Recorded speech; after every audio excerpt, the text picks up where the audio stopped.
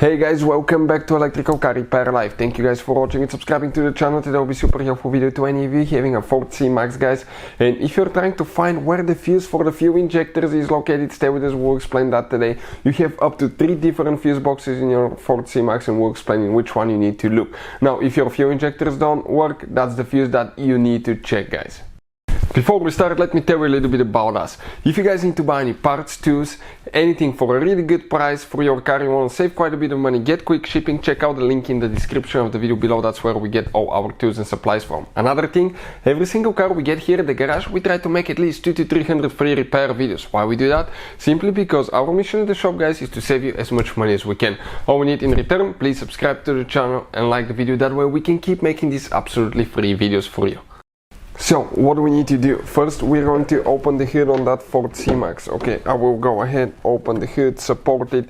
And this is the hybrid energy, but even if you have a regular one, the procedure will be about the same.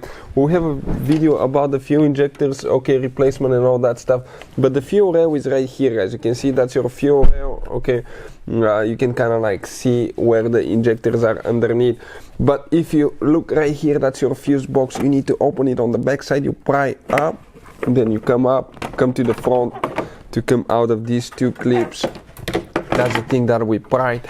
And on the back side, if you flip it that way, the layout will correspond to the fuses that we have right there. So let's now explain which fuse, okay, we need to actually, guys, okay, check for the injectors. So it's pretty simple. We need to look at that layout here, guys, okay, and we need to find fuse number 34.